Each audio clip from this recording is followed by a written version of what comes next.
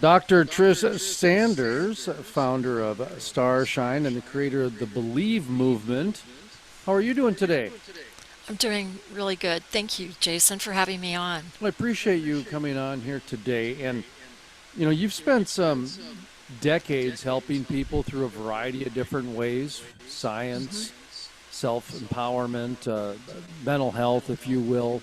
And your Muse has brought you to Route 66, so I'm very excited to see what travels and what endeavors you have going on Route 66. But let's start a little bit with, the Starshine movement, a little bit of your background, just to kind of set the table a little bit for people so they know the context of what we're going to talk about. Okay, thank you. Well, I was born in Frankfurt, Germany, because my dad was career Air Force. So I grew up in a very patriotic family, and my family's from southern Colorado, around Durango area. And so I grew up in Tokyo, so we traveled all the time. And part of the reason that we traveled, according to my dad, is that he wanted us out of the country so that we would always be glad that we're an American and that we would always do the best we can for America. Because even, back a long time ago, my dad was worried about communism and, and talked to us about that all the time. And so I grew up really wonderful, I think. A lot of advantages that a lot of people don't have, but really loving mom and dad. I mean, they were Ozzie and Harriet, really. And Colorado is such a nurturing place to be from. So I always revered Route 66. I had older siblings that were 10 years older, and they were kind of part of that 50s, 60s movement when everybody had a cool car. And, my brother had cigarettes in his white shirt that he wrapped up on his muscles.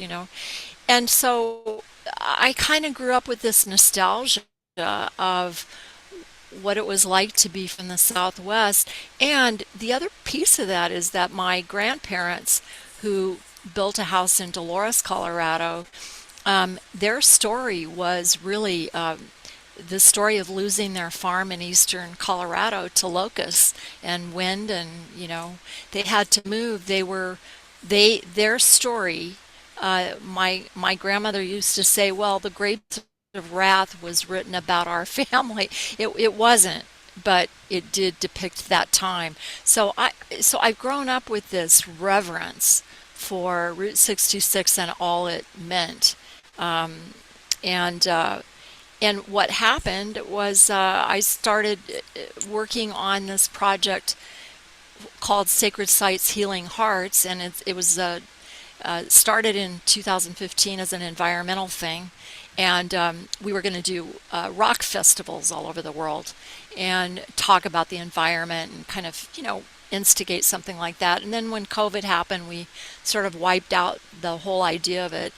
And a couple of years ago, that original group came back to me and said, "Hey, will you put this back together and let's do like small community, kind of like farmers markets festivals instead of these grandiose rock festivals that that are done really well now and very expensive and very hard to do."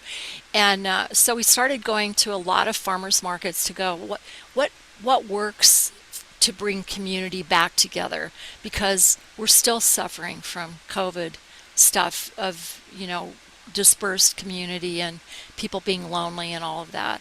So we were getting ready to actually launch the Sacred Sites Revival Tours, and I got a funny feeling about it. I said, and unless I go out and actually talk to churches myself to make sure that this is what they want, so far as reviving churches, reviving central community and all of that. I said, I've never really been on Route 66. I've been on lots of parts of it, but I think I'm going to just go visit churches on Route 66.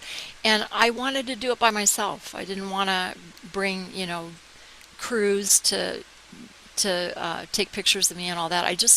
I wanted to do it so that I could get a feeling for what was going on in these sort of little lost communities across the United States.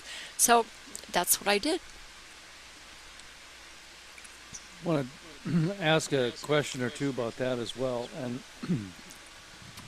Pellegrino is what I was taking a sip on. If anybody's wondering what that was, I realized as I took a drink, I'm going, boy, that could be construed as a beer here. As I, I thought it was. did I you thought you were. really? Yeah. I just thought you were trying to do Route 66. Like, I think I'll have a beer for breakfast. So I like Pellegrino, and it has to be. I do too. I It do has to be too. authentic Yeah. mineral water. It can't be the fake injected stuff. And so Yeah. I'm very particular about my types of mineral water. And then, of course, it has an expiration date. Once you pop that deal, the bubbles start going down. There is actual studies done. It's a I forget the county or town, but it's in France where Perrier, Yeah. and those are the youngest looking humans, and they drink 8 ounces a day of this mineral water. And No kidding. yeah, there's some study to do with that, to where natural mineral water is very good for your skin, actually. I didn't know that. I mean, I have No. a PhD in electrical, Yeah.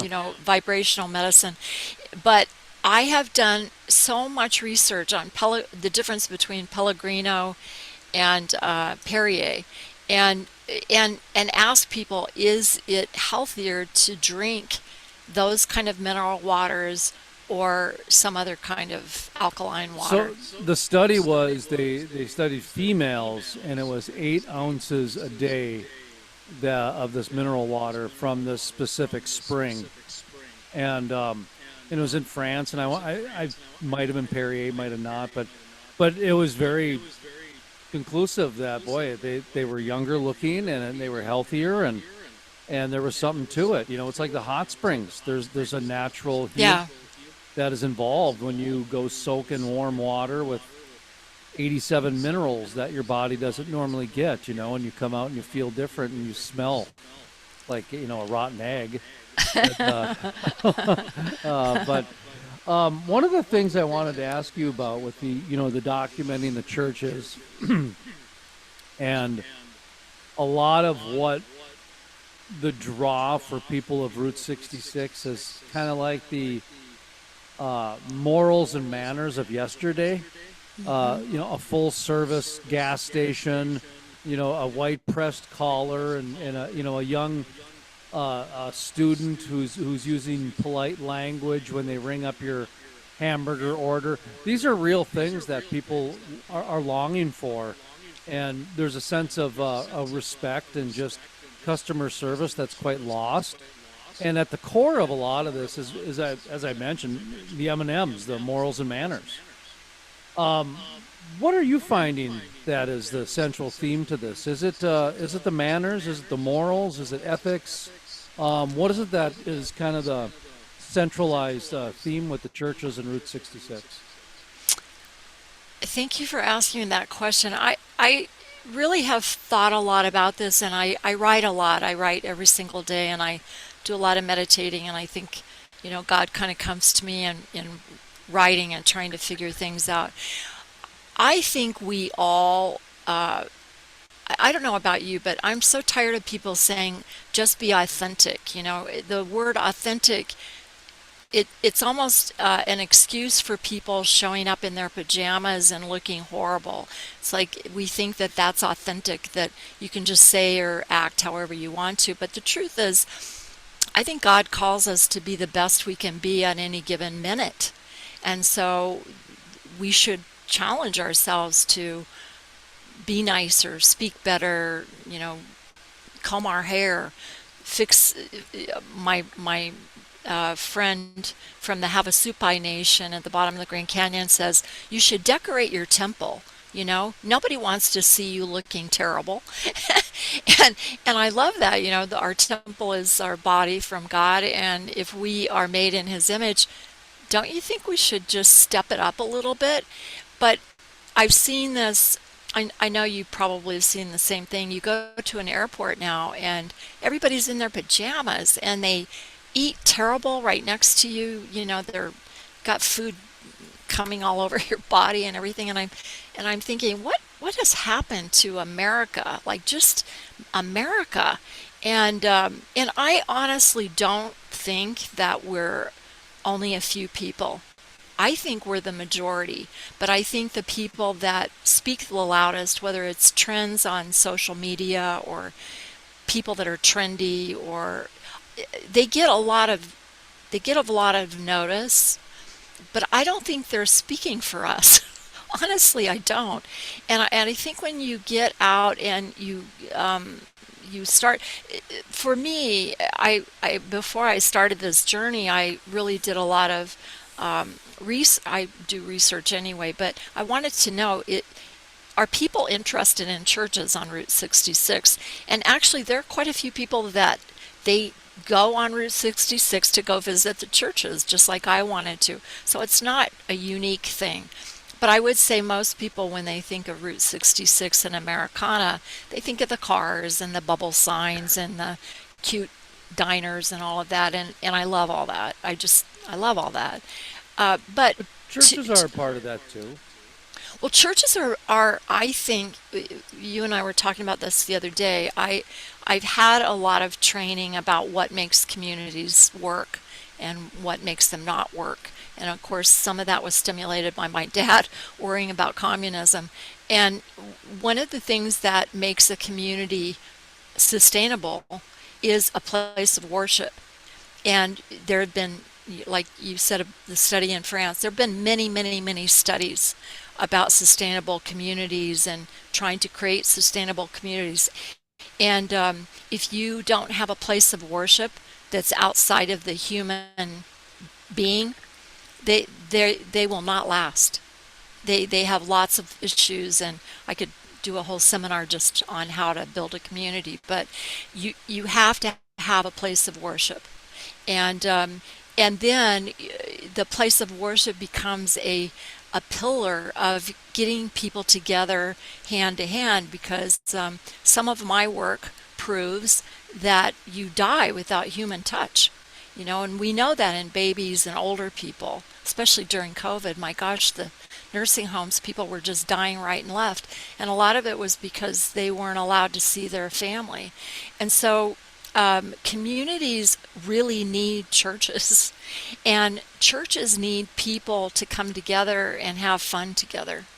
And so that's kind of the premise of our revival idea of, go beyond the farmers markets and sort of bring the farmers markets and raw talent show into a church, and make it fun to have a little bit of talent. How many people have gone to karaoke bars just to be watching people sing, and they might not even be any good, but it's just a fun thing to do. And so we have a concept of sort of putting that all together in just a small community event inside of a church. Are what are some of the concerns by the churches and some of the people? I Yeah, mean, that, I'm in a town of like 100 and well, the town that I'm in Minnesota right yeah, now, yeah. there's not a post office here, but there's two churches. And Oh, yeah, and my neighbor, she's on the board of the Catholic Church, and her husband goes to the Lutheran Church yeah, and so my neighbor's I got love it. the churches taken care of, so I hear both sides. But the I love Catholic it. Church is going to close. They're talking about, and that's coming from, the diocese, not the local, because they Yeah, don't have enough people to send, and yeah, they don't really want to invest in new windows and just yeah. any excuse to shut it down, and so they're compounding them together. Um, this does seem a little bit of a national trend, and so that's why I'm It is. asking what's going on if you're seeing that on Route 66 at all. Yeah, yeah. That was I wasn't even going to get into the things I was disappointed about, but that was definitely what that was We'll definitely save what that I've for seen. another part. Yeah, right. Another interview. I have heard this all over the world, in all over the world, and people don't realize the value of a church. They don't realize that they are absolutely necessary. It's like an environment. It's like, what do you want to put into the environment to save the dirt?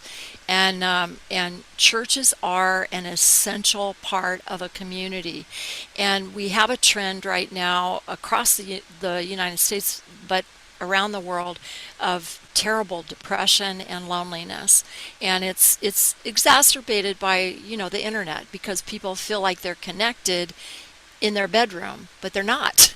It's fun to do stuff like this where I get a chance to meet you, and I feel like we can see each other, and there's some camaraderie there, but it's not the same as you and I touching each other's hands. There's an exchange of energy that you have to have as a soul.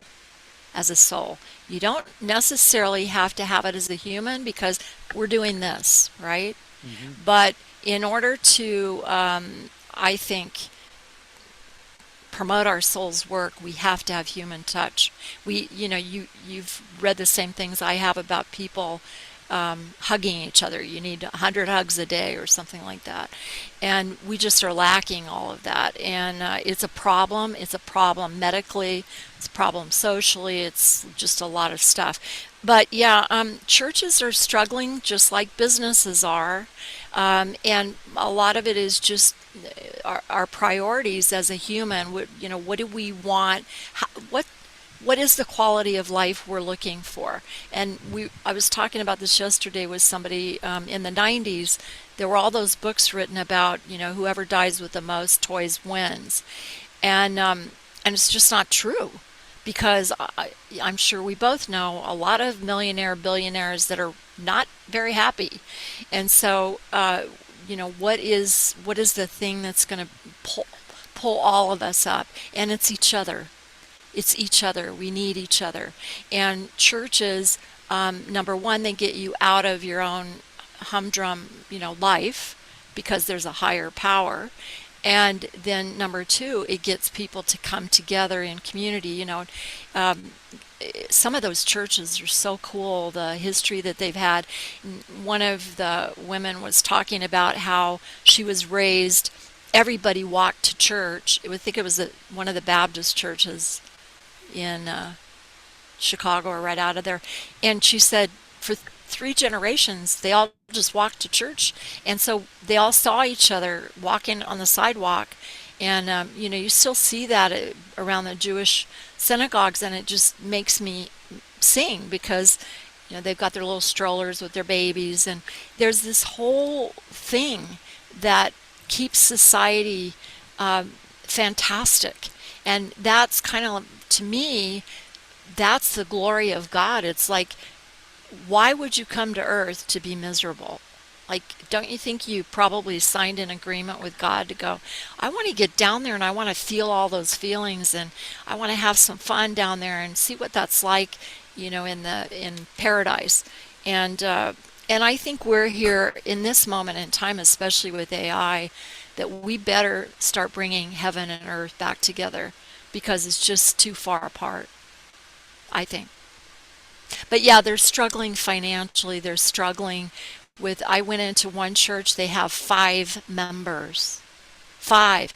And the minister had not been paid in 2 years, and he said, I can't make the electric bill anymore, because I'm trying to work over here to pay for the church, and I'm not getting anybody in here. And I mean, I start talking philosophy, like, well, do you think if you had some different things to maybe tell the people, maybe they'd start to come a little bit, or make it more fun? I mean, the mega churches are doing great. And why are they doing great? Because they're going after young people, and they're making music in there that young people want to hear. Well, is there anything wrong with that? I don't think so. But some of the little churches, they don't think outside the box. They're still preaching the way they did in the 1920s, and it's not a draw for how people are mentally right now. Yeah, it's not connecting. That's all. It's Exactly, not exactly, connecting. Jason. Yeah, Yeah, it's just like make meet people where they are. Don't my dad used to say, some of these people are so heavenly bound they forgot they're walking around down here. And I think sometimes we if we think we know it all and we think, "No, I'm going to do it my way." Well, good luck, but you're not going to have any friends. So, yeah, yeah. And in a small community, that's very hard. It's very difficult. So much of the town's economy was based on that weekly service from, yeah. Yeah. a lot of people don't know this, but like take a farmer for example. Um, they worked hand in hand with a lot of bankers and with a lot of county extension offices and financial planners, if you will. And getting a new pickup every 2 years was part of that deal, and getting a new combine every 5 years, and getting a new suit every year so that they could, not only was that part of their family infrastructure, but that was also part of the way that the economy was built. Was that so when the USDA was giving out their farm money, they knew that the farmers that got this were going to go and buy a suit every single year from the tailor and the local, and then of course that's changed so much to where when I was interviewing some of the tailors that were going out of business, they were just saying, well, everybody's going to be walking around with clothes that don't fit anymore, and that's exactly what happened. People are walking around with small, medium, large. Nobody's walking around with tailor-made stuff anymore, and you can tell. You can tell. And so I think of the churches, and I think of how much knowledge has changed and how quick people are triggered and a number of different, hey, I only want to surround myself with what I know. I can see where it's hard for a church to connect on just the golden rule. You want to Yeah. want done Yeah. unto you. I mean, that would Yeah. be even hard to connect with people nowadays, let alone the Ten Commandments. Well, Jason, I think you and I touched on this when we were kind of preparing for this, and that is that, one of the projects that I worked on was reinventing K-12 schools because people are not taught the things that they need to make themselves happy. They're not taught that. They're taught, we still teach kids as if we're getting them ready for the factory in the industrial age. And so we teach them to do what they're told to do. And that's not going to work now because our world is way more complex than it was 100 years ago. And so now we have all this truth pouring out, and people don't even know how to arrange it because they don't have a concept for how to live a value-based life because you've got pornography just pouring on people, right? You can have it wherever, and they don't realize, well, okay, I could do that, but it's really going to mess up my hormones. So is that really what I want to do? People aren't taught how to evaluate their own needs in a way that's going to edify them. And so they're not given the tools to make decisions that would be back to the golden rule, right? If you do the golden rule, you're going to have more friends, and if you have more friends, you're going to be happier, and if you are happier, you're going to do more stuff for the community. But we're not told those kind of things in school. We're told to sit down, be quiet, do this and that. And so for 17 years, I worked on trying to fix K-12, and I think I did a pretty good job. I made a dent, but until we have a massive way to help people manage their life in the best way for them. So somebody said yesterday, well, what do you think success is? And I said, it's whatever the definition is for that person. Like, I don't know what makes you successful or me successful, but I have a process where I can get you to figure that out for yourself. But my process has to do with God. So first of all, I say, I believe what Einstein said. You either decide God always has your back, or you're out there trying to figure it out yourself. And I think it's just biblical. Like I think I'm going to let God do stuff. So I start there. And then it's not about morality as much as it is what makes sense. I mean, if if if you see morality as something that you have to do, or that you're going to go to jail if you don't, or something like that, well, okay, then you set up that disconnection, right? But if you look at morality as, if you look at how God said to make this choice or this choice or this choice, it's probably really going to make you happier. And I've got the science behind it. It just, if you have a value-based life, it's just easier. It works. You have friends, and you have nice food, and it doesn't mean you have to be a goody two-shoes. I mean, you can do whatever kicking up you want to do. It's just you got to do it knowing you're going to pay for it over here, or you're going to get a headache or something. I don't know. Anyway, I have a huge hope for America. I'm thrilled about how the World Cup ended up, and I'm thrilled about, you know, Travis and TNT. What are their names? Travis and Taylor Swift. yeah, just the love that they're pouring out. It's good. It's good. The Mother Road has got a lot of places. I was just having this conversation with an artist the other day on Route 66 about how there are some places that you could really do some magnificent personal mental health and spiritual healing along Yep. Route 66. Yep. And I could see whole itineraries based on, like, whole an entire Me too. trips based on that. And Me too. and Me too. that's one of the things I absolutely love about Route 66. You mentioned that the difference between the body and the soul. And one of the attractions that I have with Route 66 is all the way to where they're trying to get Congress involved, to where they want to make it part of the national park system. Yeah. And to me, that's remarkable, because that's saying that here this inanimate object has enough life in it to, create its own identity.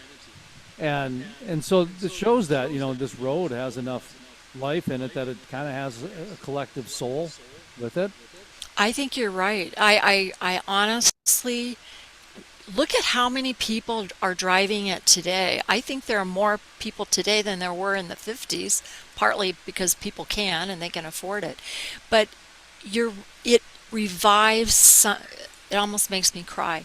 It revives something inside of all of us. That's why I'm saying these people that get all this notice about be authentic and look terrible, they're getting attention, but they're not talking for me. They're not talking for you. And for many of the people that I met along the way, they're kind of like us. They're going, I know there's a better way to do this. And as long as we all say that, we'll figure it out, because AI can tell us probably. Well, I even look at it where, a lot of Route 66 used to mean like individual freedom and community values in small town America. And that definition has changed so much over the last 50 years that when Route 66 got its rejuvenation, it was because of the cartoon Cars. And that's just a flat-out family movie. And they did even educate a little bit about the small town part. So even in its rejuvenation, it brought it back to kind of that family church core, value of the golden rule and 10 commandments. And so here it is, Route 66, once again, back to it. So what's next for you? Do you have some more trips planned or what? for this? Well, I came home to Arizona because the monsoon started, and it's my favorite time of the year. And I'm pretty tired. I mean, it's kind of a thing to do by yourself as a woman, especially. And so I needed to rest. I wanted to write. I wrote my book called God's Spark, which is, it's pretty scientific, but it is about. It has to do with where we're going. So, am I going to finish Route 66? Yes, I am. I'm going to spend quite a bit of time on the Arizona part of Route 66. I might go back into New Mexico a little bit because I love that side of Route 66. Um, and then I'm going to go on to Santa Monica and do a little party and things like that. But yeah, I'm going to go back, reorganize my 25 people that are on sacred sites, and and just talk about how we might redefine kind of what we were going to do with the churches, the revival, and because I don't think I think some of the ministers are too tired to do something like that. If you think about a little minister that's already tired and worn out and not had enough money, and you're telling them, well, why don't you have a farmer's market, once a month or something? They would just look at you like, with what? With what volunteer? With what money? With how do we organize that? And even though we have a list of things that they can do, and it's still a lot of work. Hmm. And I think maybe we didn't realize how tough they're having it. And so where does that leave me and this project? I mean, the project's still good because Sacred Sites Healing Hearts is about the big revivals of the big churches. It is about sacred lands like around Sedona and Gallup, and uh, and there's a lot to that on Route 66, like you said. There are incredible sacred lands that have incredible stories and incredible churches along the way. Um, so we can still do what we were going to do, but not with all these little churches. I think maybe if we can just help them see that there are choices, they're not. I saw some of it as somebody who's super super depressed and they don't know what to do, and you kind of don't know what to tell them. Yeah. And it's sort of like we can't just assume that these people are going to be able to get up and run because they're not at the point where they can pull up their bootstraps. So I think we have two separate projects. Sounds like you got your work cut out for you. It's all right. That's what life's about. But I appreciate you coming on today. We'll have to have you on again, and we're going to talk about some other things too. I've got a couple other things I got to jump to, so I apologize. Okay. Hit No, I so hit appreciate and this. It run was type of a thing, very but fun. Yeah. yeah, there's we may be having a new location here for our studio here coming up on Route 66 here. We're going to hopefully announce it next week. So yeah, we've got some things happening. Well, you and I probably could talk until the cows come home. So, Well, and once that happens, that'll open up a lot of programming for these types of things actually, and because there's a global interest in Route 66, and it's only going to. and community. There's a global interest in community rebuilding and Mhm. getting back together, and people are noticing that, hey, we've all got to pitch in here. This is not a good situation, and we've got the help and the hindrance of AI breathing down our neck. So, Right. all right. Well, Dr. Trish Jason, thank Sanders, you. well, thank you much. I appreciate